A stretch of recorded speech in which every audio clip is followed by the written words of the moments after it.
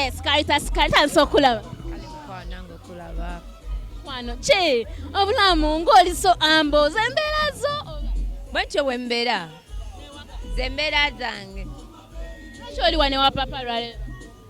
Nzize celebrating yako papa ngagulawo papa sport wano Elwafu. He's a good friend of mine. I'm his daughter. He calls me daughter sometimes. He's my friend. He's my mentor. Yeah. Sisobola butabeerawo nga kwaliwo ekipata ku papa. Okuyita onkubye surprise ko ali wava mu Golden. Ngamanyi okitegeera ne lwaki? No nava mu Golden naye savayo mbubi. All people in Golden are my friends. Just navayo because I had things to deal with. Ngesawo zosobola beera but sibalinaako obuzibu. I don't think baninako obuzibu. I can happen anywhere. Golden is tewali nnyo issue. Mwami ali ati? Ani? Mwami ali ati? Nina omwami. Mwampaani. Gavumenti bwezaala mu Karitas. Nazaala nina omwana mbuze omwana ali atya. Omwana ali atya maama? Omwana nga ali fine. Karitas, waliwo ekibiina kya Huma. Oli registered mu Huma? Of course, yes. Lwaki? Abayimbi bangi tonnakubeerayo ku registering. Lwaki go register? Golden abayimbi Huma abayimbi bangi gye bali. Maybe just temunamanya nti gye bali naye gye bali. Huma erina ebigendererwa bingi. Kitandikirwako uniting abayimbi. Twetaaga okubeera united. Nti ekintu kyonna kye twagala bringing forward. Nti ng'amateeka ga copyright ge twagala gayisibwe. Okutereeza system ya Uganda eya music. Kyetaaga ng'olwedde abayimbi bonna bali wamu. So Huma byebyo ebimu ku bigendererwa byayo, and because it's a good cause, so sisobola gibeera bbali. I want the best for my career, I want the best for my country, I want the best for the music industry. Yeah. Lwaki mwaganya sente za president? Ekyo sikimanyiiko. Mwaziganya aba Huma lwaki mukati ke mubaala nayo oba?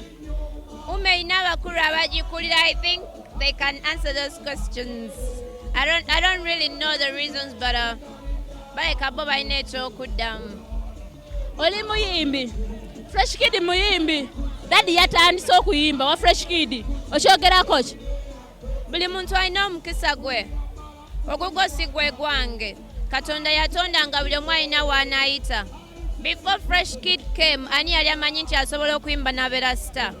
So if you can do something, if you feel like you can do something, just go for it.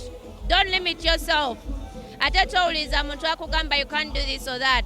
They don't know who you are. They don't know what God created you to be. So ekikwanguyira ekikugira kyoba okola.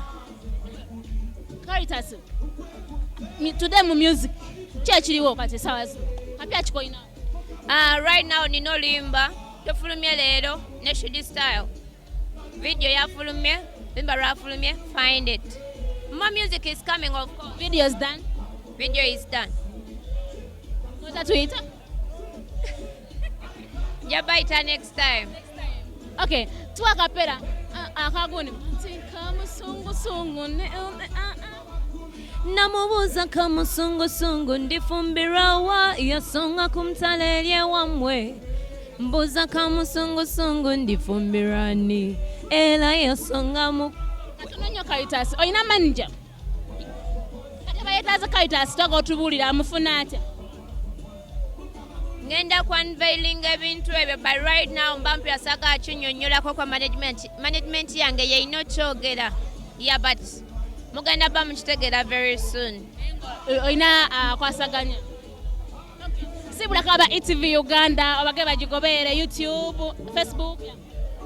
Abantu mwenna bawagira Karitas Kario mbasabeera muwagire ETV, njagale nnyo. Yeah, mwongere okusupportinga music wa Uganda.